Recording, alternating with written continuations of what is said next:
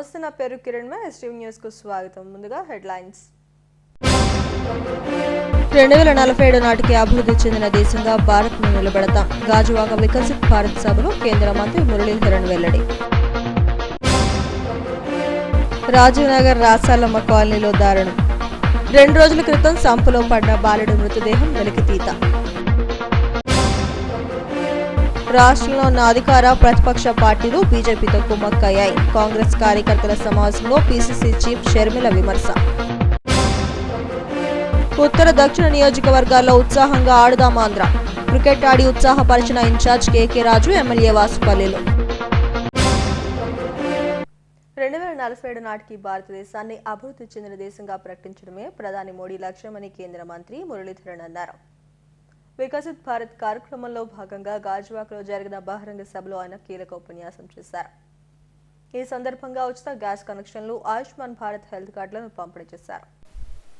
విశాఖ జిల్లాలో కేంద్ర ప్రభుత్వం పథకాలపై విస్తృత అవగాహన కల్పించడం కోసం వికసిత్ భారత్ పేరిట పెద్ద ఎత్తున కార్యక్రమాలను నిర్వహిస్తున్నారు. ఇందులో భాగంగా గాజువాకలో కేంద్ర ప్రభుత్వ పథకాలపై అవగాహన కల్పించేలా స్టాల్స్ ఏర్పాటు చేశారు. ఈ స్టాల్ను కేంద్ర మంత్రి మురళీధరన్, ఎంపీ జీవీఎల్ నరసింహరావు, మాజీ MLC Madhav, GVMC commissioner Saikanth Varma, Gajuwaka convener నరసింహరావులతో కలిసి ప్రారంభించారు. ఈ సందర్భంగా 7,000 విలువైన ఉచిత గ్యాస్ కనెక్షన్లు అందించారు. భారతదేశ అభివృద్ధికి కట్టుబడి పనిచేస్తామంటూ కేంద్ర మంత్రి ప్రజలతో ప్రతిజ్ఞ చేయించారు.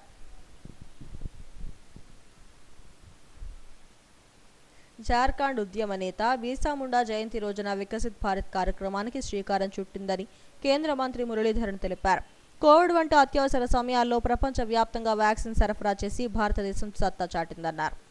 ఈ వికసిత్ భారత్లో భాగంగా దేశవ్యాప్తంగా పెద్ద ఎత్తున అవగాహన కార్యక్రమాలు జరుగుతున్నాయని వెల్లడించారు. స్వాతంత్ర్యం వచ్చినాటి నుండి అభివృద్ధి ఒక ఎత్తు జరిగితే మోడీ వచ్చిన ఈ 9 ఏళ్లలో ప్రజా జీవన ప్రమాణ స్థాయి మరింతగా పెరిగిందన్నారు. వచ్చే 25 ఏళ్లలో దేశ ప్రజల కలలని నిజం చేసేందుకు బీజేపీ కంకణం కట్టుకుందని వెల్లడించారు.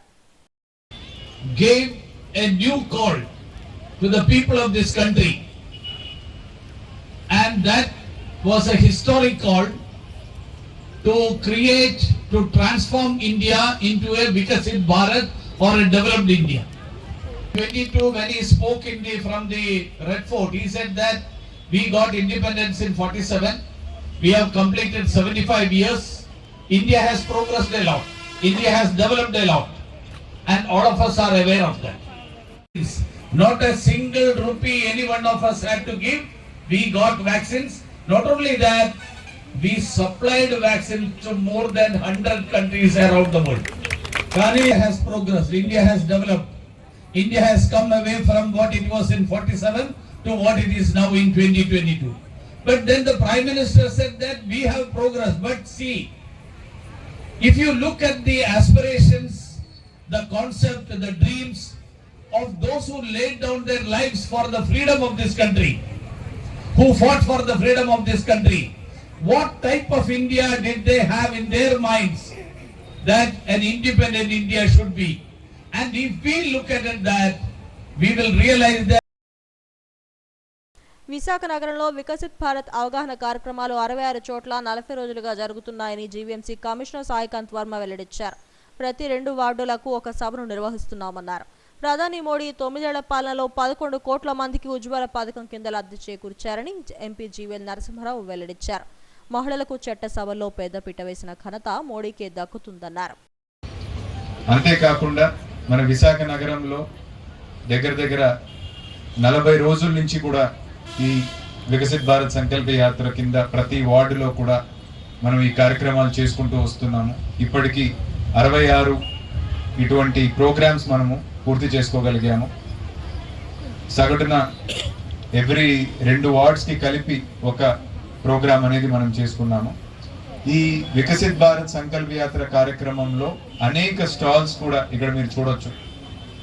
అది మన పిఎం స్వానిధి స్టాల్ కావచ్చు, ముద్రా లోన్ స్టాల్ కావచ్చు, స్వచ్ఛ భారత్ అర్బన్ కావచ్చు, ఇండియన్ పోస్ట్ కావచ్చు, అంతేకాకుండా ఐఈసీ స్టాల్ కావచ్చు, మన పిఎం ఉజ్వల స్కీమ్ స్టాల్ కావచ్చు, ఈ స్వచ్ఛ భారత్ తర్వాత మన స్మార్ట్ సిటీ ఫండ్స్, అమృత్ 2.0, ఈ విధంగా అనేక స్టాల్స్ ఇక్కడ మనం చూడొచ్చండి. ఈ స్టాల్స్ సందర్శించడం ద్వారా ఏమేం పథకాలు ఉన్నాయి, ఏ పథకాలు మనం లబ్ధి పొందాము, ఇంకా ఏ పథకాలకి మనం అర్హత ఉండి ఇంకా మనం లబ్ధి పొందలేదని మీరు గుర్తించినట్లయితే వాటిని ఇదే స్టాల్స్లో ఇక్కడే మిమ్మల్ని మీరు ఎన్రోల్ చేసుకొని ఆ పథకాన్ని కూడా పొందగలిగే ఒక అవకాశం ఈరోజు మీ అందరికీ కూడా కల్పించడం జరుగుతుంది. వచ్చింది ఉచితంగా వెళ్ళగానే ఇచ్చారని. ఉచితం అంటే 7,000 రూపాయల విలువైనటువంటి ఉజ్వల కనెక్షన్. మాట పేరు కాదు, దానిలో కనెక్షన్ అంటే మీకు ఒక గ్యాస్ పొయ్యి ఇస్తున్నారు. మహిళ మొదటి కాన్పుకి 5,000 రూపాయలు ప్రతి ఒక్కరికి, రెండవ కాన్పు ఆడపిల్ల అయితే 6,000 రూపాయలు. మరి మోడీ గారికి ఆడపిల్లలంటే మనం అమ్మాయిని లక్ష్మి అని అంటాం, కానీ సమాజంలో అమ్మాయి అంటే బరువు అనేటువంటి ఒక తప్పుడు ఆలోచన ఉందా లేదా? భారం అనే ఆలోచన ఉందా లేదా? అమ్మాయి అంటే భారం కాదు, అమ్మాయి అంటే ఆస్తి, అమ్మాయి అంటే లక్ష్మి అని రెండవ కాన్పు అమ్మాయి అయితే 6,000 రూపాయలు ప్రభుత్వం ద్వారా ఒక ఉచితంగా ఇవ్వటం జరుగుతోంది. అలాగే అన్ని పథకాలు మీరు చూస్తే మహిళా కేంద్రిత అభివృద్ధి పథకాలే. మరుగుదొడ్ల నిర్మాణం గతంలో కేవలం 100 ఇళ్లలో 30 ఇళ్లలోనే మరుగుదొడ్ల సదుపాయం ఉంటే మోడీ గారు ప్రధాని అయ్యాక ఇప్పుడు దాదాపుగా ఈ కార్యక్రమంలో మహిళలు అధిక సంఖ్యలో పాల్గొన్నారు. బీజేపీ సీనియర్ నాయకులు కాశీ విశ్వనాథరాజు తదితరులు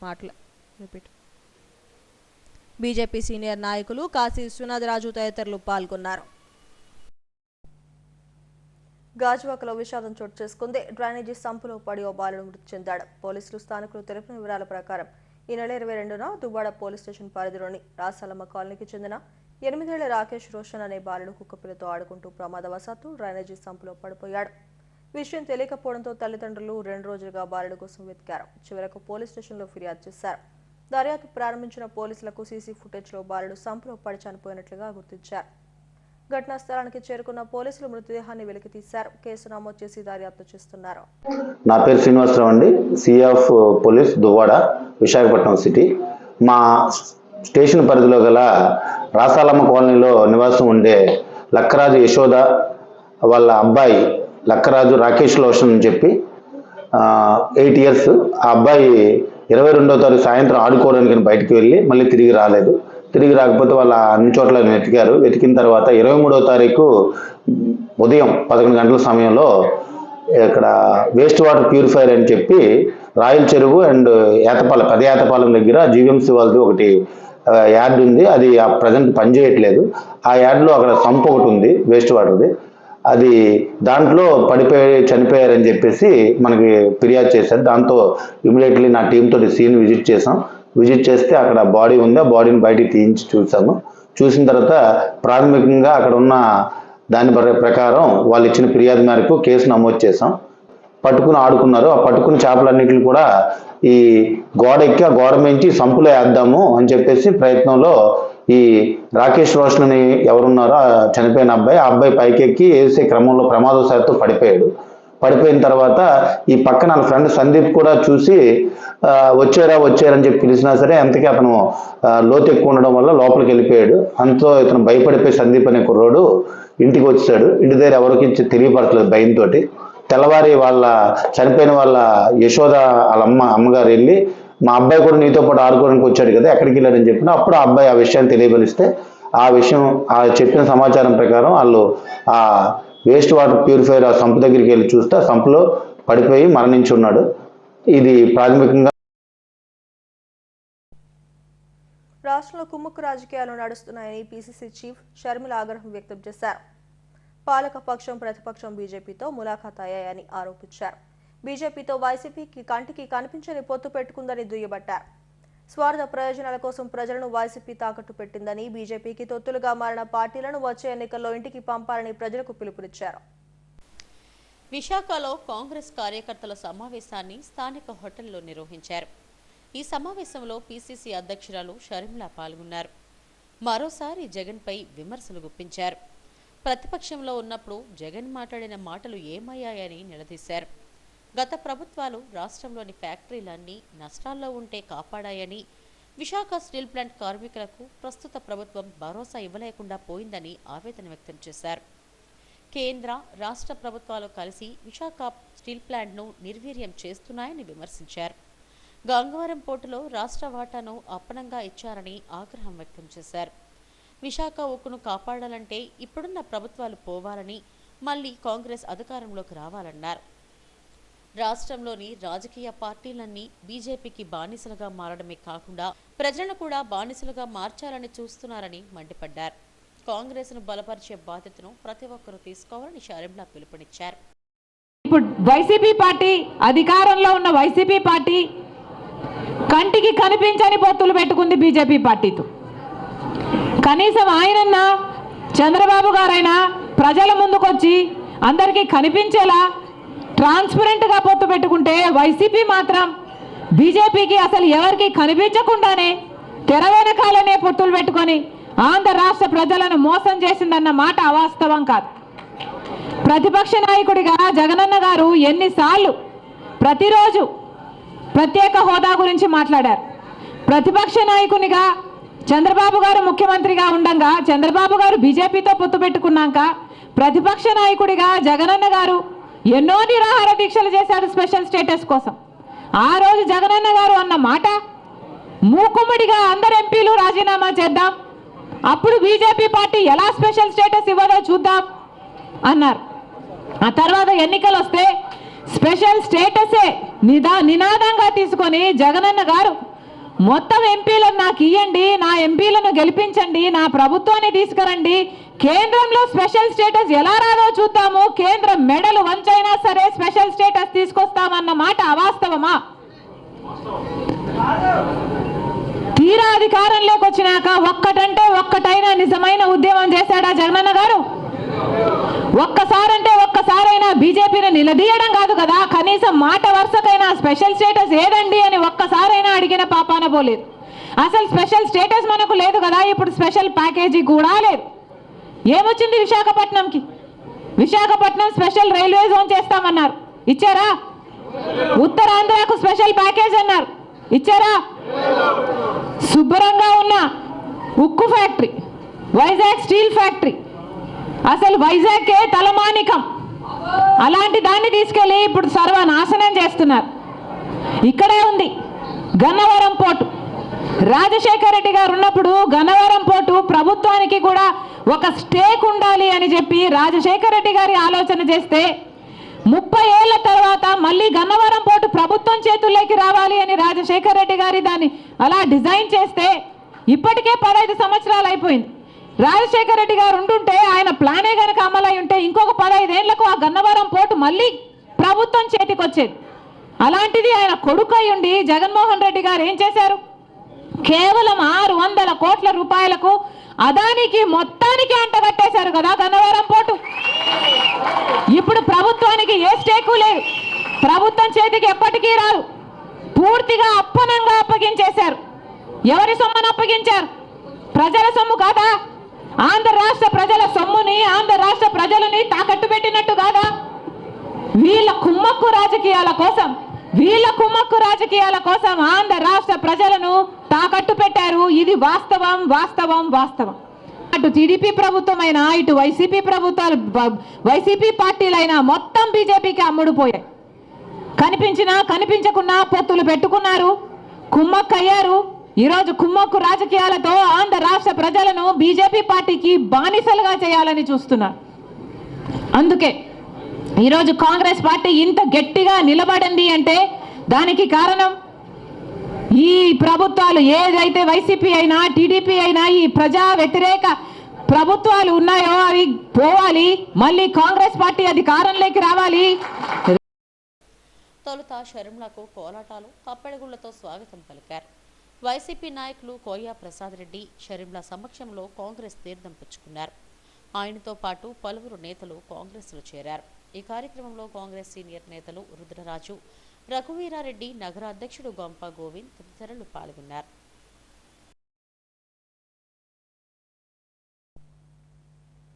క్రీడల్లో యువత అంతర్జాతీయ స్థాయిలో రాణించాలనే లక్ష్యంతో ముఖ్యమంత్రి జగన్ ఆడుదాం ఆంధ్ర స్పోర్ట్స్ టోర్నమెంట్ను ప్రారంభించారని ఉత్తర వైసీపీ ఇన్ఛార్జ్ కేకే రాజు అన్నారు.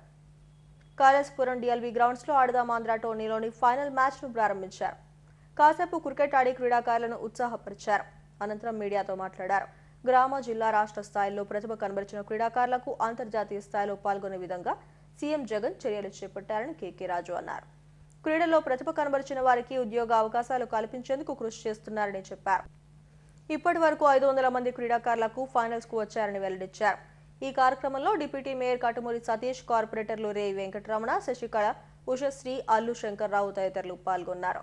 మనందరికీ తెలిసిందే, ఆంధ్రప్రదేశ్ రాష్ట్రంలో గ్రామీణ స్థాయి నుంచి జిల్లా స్థాయి వరకు, వార్డు స్థాయి నుంచి పట్టణ స్థాయి వరకు, రాష్ట్ర స్థాయి వరకు కూడా ఈ రాష్ట్రంలో ఉన్న యువతి యువకుల్లో క్రీడా నైపుణ్యాన్ని వెలికితీసి, వారిలో ప్రతిభను వెలికితీసి క్రీడల్లో వారిని జిల్లా స్థాయిలో, రాష్ట్ర స్థాయిలో, అంతర్జాతీయ స్థాయిలో ప్రోత్సహించి తద్వారా యువతని క్రీడా రంగంలో ఈ దేశానికి పరిచయం చేయాలి, ప్రపంచానికి పరిచయం చేయాలని గౌరవ ముఖ్యమంత్రి వైఎస్ జగన్మోహన్ రెడ్డి గారి ఆదేశాల మేరకు మొట్టమొదటిసారిగా ఆంధ్రప్రదేశ్ రాష్ట్రంలో ఆడుతాం ఆంధ్ర పేరుతో మెగా ఈవెంట్ని, స్పోర్ట్స్ ఈవెంట్ని కండక్ట్ చేయడం జరిగింది. దానికి ఇప్పటికే గ్రామీణ స్థాయిలో, వార్డు స్థాయిలో, సచివాలయ స్థాయిలో ఎంపికలన్నీ కూడా పూర్తయి ఈ రోజు నుంచి నియోజకవర్గ స్థాయిలో ఆడుతాం ఆంధ్ర ప్రోగ్రామ్ ఈవెంట్స్ అనేది స్పోర్ట్స్ ఈవెంట్ అనేది జరగడం జరుగుతుంది. అందులో భాగంగా ఈరోజు విశాఖ ఉత్తర నియోజకవర్గంలో ఆడుతాం ఆంధ్రాకి సంబంధించి నియోజకవర్గ స్థాయిలో క్రికెట్ మ్యాచ్ని ఈ రోజు నుంచి ప్రారంభమవుతుంది. దీనికి ఈ క్రికెట్ మ్యాచ్ ఈ రోజు నుంచి నియోజకవర్గ స్థాయిలో పూర్తయిన తర్వాత రేపు ఈవినింగ్ గ్రాండ్ క్లోజింగ్తో అందరినీ కూడా ఇన్వైట్ చేసి ఈ క్రీడల్లో ఎవరైతే మొదటి నుంచి కూడా పార్టిసిపేట్ చేశారో కాన్స్టిట్యున్సీ స్థాయిలో అందరినీ కూడా ఇన్వైట్ చేసి రేపు సాయంత్రం ఇదే డిఎల్బి గ్రౌండ్లో చాలా ఘనంగా ఈవెంట్ని యువతలో ఆరోగ్యకరమైన జీవనశైలిని ప్రోత్సహించేలా రాష్ట్ర ప్రభుత్వం ఆడుదాం ఆంధ్ర కార్యక్రమం ప్రవేశపెట్టిందని ఎమ్మెల్యే వాసుపల్లి గణేష్ కుమార్ అన్నారు. ఇందిరా ప్రియదర్శిని మున్సిపల్ స్టేడియంలో ఆడుదాం ఆంధ్ర టోర్నమెంట్ను ఆయన ప్రారంభించారు. ఈ సందర్భంగా క్రికెట్ ఆడి అందరినీ ఉత్సాహపరిచారు.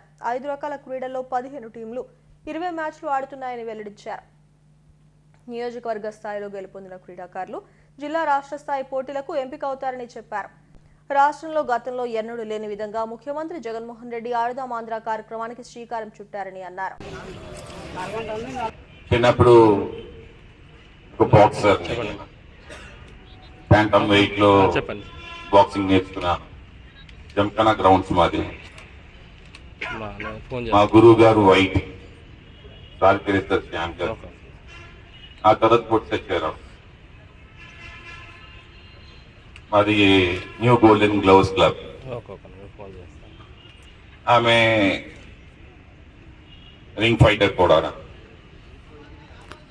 ఎందుకు ఇది చెప్తామన్నానంటే అప్పటి వరకు నిరాశ ఉండేది మా ఇంట్లో. సో ఈ గీతంలో మొత్తానికి ఏదో రకంగా కష్టపడి ఇంజనీరింగ్ సాధించాను. ఆ ఫ్యామిలీలో కానీ, ఆ కుటుంబంలో కానీ, లేదంటే సొసైటీలో కానీ నిరాశ ఉండేటప్పుడు ఆ నిరాశని పారద్రోలేది ఏదైనా ఉంది, శక్తి ఉందంటే రాత్రికే స్పోర్ట్స్ క్రియేట్ చేయగలుగుతుంది అన్నమాట. సడన్ గా ఆలోచించారు ఒక విన్నింగ్ కానీ మనం తీసుకొని వచ్చామంటే మన రాష్ట్రానికి కానీ మన దేశానికి కానీ అది ఒక పెద్ద ప్లాట్ఫామ్. సీఎం ముందు కూర్చుంటాం అంతే కదా. ఆ నిరాశని పారద్రోలేది దేనికి ఉంది? ఆ పవర్ అంటే పవర్ అంతే.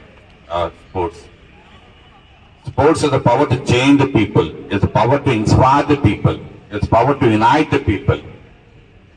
ఎంత బాగా చెప్పారు చూడండి నెల్సన్ మండేలా గారు.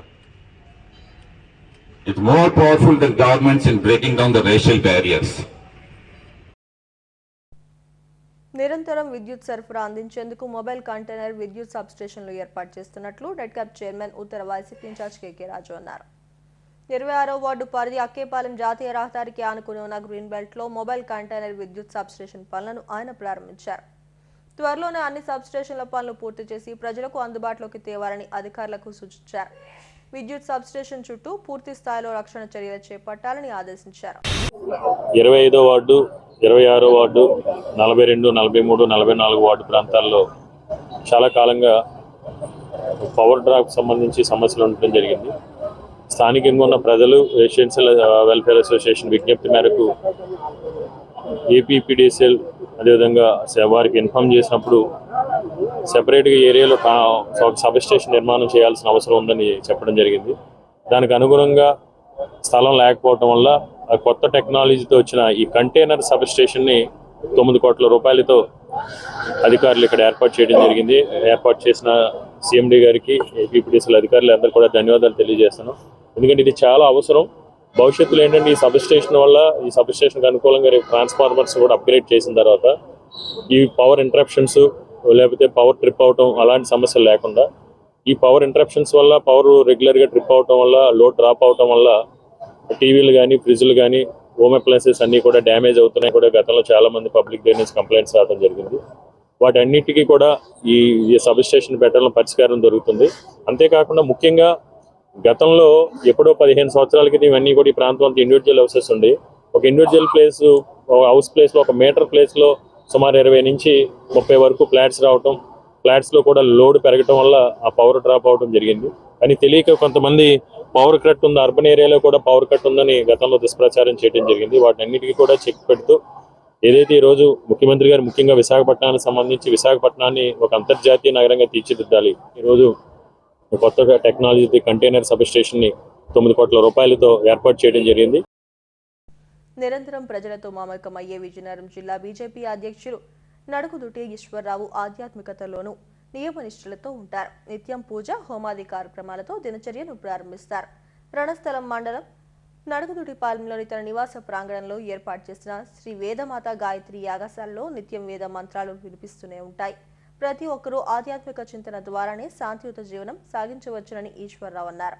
అయోధ్యలో బాలరాముడి విగ్రహ ప్రాణప్రతిష్ఠతో 500 ఏళ్ల కళ నెరవేరిందని తెలిపారు. రామ మందిర నిర్మాణంతో దేశం పులకించిందని అన్నారు. శ్రీరామచంద్రుని ఆశీస్సులు ప్రజలందరిపై ఉండాలని ఆకాంక్షించారు.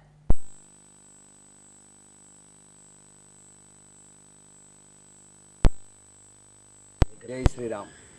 చాలా మహాద్భుతం అండి.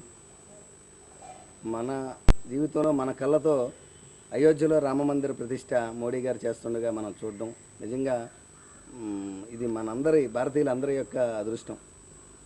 1528లో బాబరు కాలంలో ఆ రామ మందిరాన్ని, అక్కడ ఉన్నటువంటి రామ మందిరాన్ని తొలగించి అక్కడ బాబరీ మసీదు కట్టడం, 1528 నుంచి 2024 వరకు అంటే సుమారు 496 సంవత్సరాలు, 500 సంవత్సరాలకు పూర్తిగా కావస్తున్న సమయంలో ఈరోజు మళ్ళీ ఆ రాముడి దయ వల్ల, సుప్రీంకోర్టు తీర్పు వలన మనం అక్కడ రామాలయం నిర్మించుకోవడం జరిగింది. భారతీయులందరమే కలిపి అక్కడ రామాలయం నిర్మించుకొని ఈరోజు నిన్న జరిగిన విగ్రహ ప్రతిష్ట మహాద్భుతం. భారతీయులు మొత్తం ఏకకంఠంతో 138 కోట్ల మంది భారతీయులందరూ కూడా సంతోషించదన్న విషయం ఆ మహాఘట్టం. మరోసారి అటువంటి కన్నుల పండుగ మనం చూడగలమా మన జీవితంలో అన్నట్టుగా జరిగింది. 500 సంవత్సరాల్లో సుమారు 5 లక్షల మంది ప్రాణత్యాగం చేశారు. ప్రాణత్యాగం చేసిన ఫలం ఈరోజు మనకి ఈ రామమందిర నిర్మాణము, రాముని ప్రతిష్ఠ, బాలరాముని ప్రతిష్ట కూడా మనం కల్లారా చూడడానికి మనకు అవకాశం దొరికిందంటే ఎంతోమంది మహానుభావులు చేసిన త్యాగ ఫలం ఈరోజు మనం ఈ విధంగా మళ్ళీ మన భారతదేశంలో మళ్ళీ రాముని గుడిలో, అయోధ్యలో రాముని జన్మస్థానంలో రాముని గుడి కట్టుకొని బాలరాముని ప్రతిష్ఠ చేసుకోవడం మహాద్భుతం. చాలా సంతోషం. ఇది ప్రతి హిందువు, హైందవ సాంప్రదాయంలో ఉన్నటువంటి, సనాతన ధర్మంలో ఉన్నటువంటి ప్రతి మనిషి చేయవలసిన నిత్యకర్మ. నిత్యకర్మని కొన్ని పద్ధతులు చెప్పారు శాస్త్రంలో. ఆ నిత్యకర్మను పాటిస్తున్నాను నేను. అందరికీ ఆ అవకాశం ఉంటుంది, కొంతమందికి ఉండదు, కొంతమంది. కానీ నిత్యకర్మ అనేది ప్రతి మనిషి పాటించాలి. కనీసం ఉదయాన్నే లేచి ఎవరు ఏ పనుల్లోకి వెళ్ళినా ఉదయాన్నే లేచి ఆ సూర్యనారాయణమూర్తిగా చూసి దండం పెట్టుకొని తన పనుల్లోకి తనకు వెళ్ళిపోవడం అనేది సంధ్యావందనం అంటారు. అది మనం గ్రామాల్లో మనం చిన్నప్పుడు చూస్తుండేవాళ్ళం. పెద్దవాళ్ళందరూ చెరువుల్లోకి వెళ్ళి పనుల్లోకి వెళ్ళే ముందు, పొలం పనుల్లోకి వెళ్ళే ముందు కూడా వ్యవసాయదారులు కూడా చెరువులోకి వెళ్ళి ముఖం కడుక్కొని 3 దోశలు నీళ్ళు తీసి సూర్యునికి అర్ఘ్యం ఇచ్చేవారు. అలా స్నానం చేయకపోయినా అది ఆ అర్ఘ్యం ఇవ్వడం ద్వారా ఆ వ్యవసాయదారులు కాబట్టి వాళ్ళ పనిలోకి వెళ్ళిపోవాలి కాబట్టి అదే వాళ్ళకి సంధ్యావందనం అయింది. ఈరోజు అటువంటి అంటే ఆ టైంలో నిరక్షరాస్యులుగా ఉన్న టైంలో కూడా సంధ్యావందన కార్యక్రమాన్ని మన పెద్దలు నిర్వర్తించేవారు. కానీ ఈరోజు ఆధునిక యుగంలో మనం ఈ ఆధునిక విజ్ఞానం వైపు అడుగులు వేస్తూ పోతున్నాం. కానీ మన సనాతన ధర్మం యొక్క మూలాలను విడిచిపెట్టడం జరుగుతుంది. అటువంటి మన పిల్లలకి నేర్పాలి. అనే భావనతో మనం చేస్తే కదా 10 మందికి చెప్పగలం. ఆ ఉద్దేశంతో ఈ నిత్యకర్మని అది అనుష్ఠానం జరుగుతూ ఉంది. అంతర్జాతీయ విద్యా దినోత్సవం, జాతీయ బాలికల దినోత్సవాన్ని పురస్కరించుకుని ఆర్కియా కాలేజీ విద్యార్థులను గాజువాకలో భారీ ర్యాలీ నిర్వహించారు. ఎన్ఎస్ఎస్ ప్రోగ్రాం ఆఫీసర్ తిరుపతిరావు ఆధ్వర్యంలో ఈ ర్యాలీ చేపట్టారు. ప్రిన్సిపల్స్ ప్రదీప్ కుమార్, సత్యప్రకాష్ల ఆదేశాలతో ఈ కార్యక్రమం నిర్వహిస్తున్నామని తిరుపతి తెలిపారు. సంపూర్ణ అక్షరాస్యతపై ప్రజలందరికీ ఈ ర్యాలీ ద్వారా అవగాహన కల్పించామన్నారు. శిశు మరణాలపై కూడా అవగాహన కల్పించామని చెప్పారు. ప్రతి అంశంపైన ప్రజలను అప్రమత్తం చేయడమే ఈ ర్యాలీ ముఖ్య ఉద్దేశమని చెప్పారు.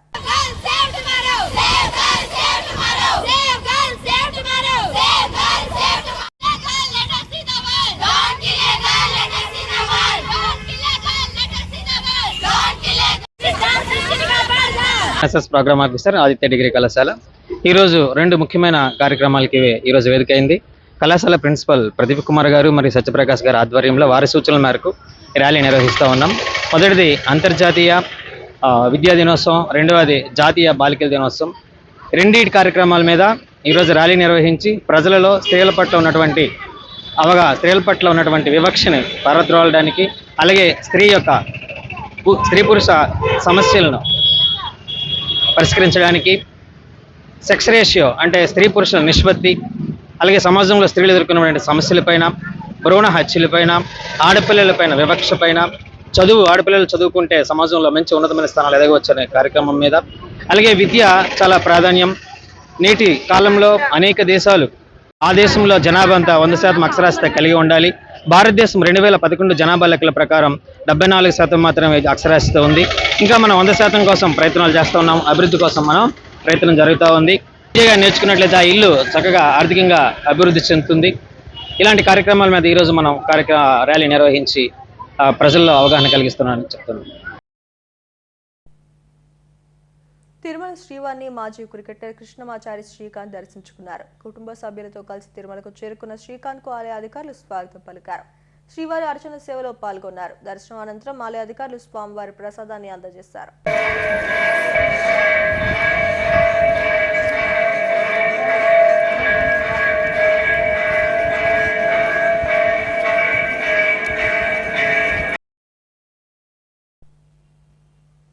ఎంవీపీ కాలనీ ఉషోదయ జంక్షన్ లో చిరు వ్యాపారుల దుకాణాలను తొలగించారు. తమకు ప్రత్యామ్నాయం చూపించకుండానే దౌర్జన్యంగా తొలగించడం దారుణమని బాధితులు ఆందోళన వ్యక్తం చేశారు.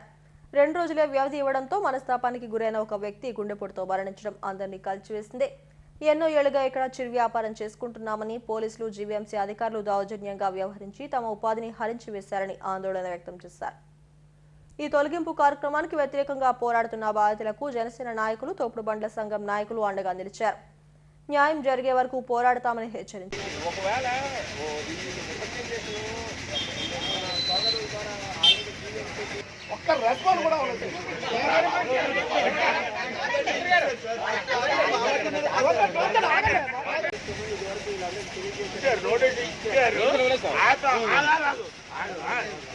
సమాజం చెప్తాను, చెప్పండి కాబట్టి ఒకవేళ అంగన్వాడీలు విజయోత్సవ సంబరాలు చేసుకున్నారు. పార్వతీపురంలో ఐసీడీఎస్ ప్రాజెక్టు వద్ద జరిగిన విజయోత్సవాల్లో యూనియన్ నాయకులు మాట్లాడారు. ఐక్యంగా ఉండటం వల్లే విజయం సాధించామని తెలిపారు. తమ పోరాటానికి సహకరించిన వారందరికీ కృతజ్ఞతలు తెలిపారు. ఈ కార్యక్రమంలో మహిళా సంఘాల నాయకులు పాల్గొన్నారు.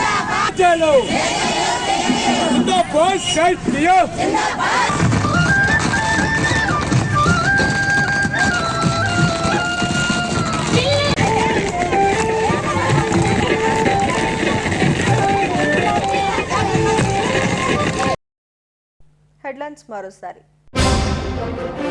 2047 నాటికి అభివృద్ధి చెందిన దేశంగా భారత్ను నిలబెడతాం. గాజువాక వికసిత్ భారత్ సభలో కేంద్ర మంత్రి మురళీధరన్ వెల్లడి. రాజీవ్ నగర్ రాసాలమ్మ కాలనీలో దారుణం. 2 రోజుల క్రితం సంపులో పడ్డ బాలుడి మృతదేహం వెలికితీత. రాష్ట్రంలో ఉన్న అధికార ప్రతిపక్ష పార్టీలు బీజేపీతో కుమ్మక్కయ్యాయి. కాంగ్రెస్ కార్యకర్తల సమావేశంలో పీసీసీ చీఫ్ షర్మిల విమర్శ. ఉత్తర దక్షిణ నియోజకవర్గాల్లో ఉత్సాహంగా ఆడుదాం ఆంధ్ర. క్రికెట్ ఆడి ఉత్సాహపరిచిన ఇన్ఛార్జ్ కేకే రాజు, ఎమ్మెల్యే వాసుపల్లిలో. ఈ వార్తలు ఇంతటితో సమాప్తం. మరిన్ని వార్తా విశేషాల కోసం చూస్తూనే ఉండండి STU న్యూస్.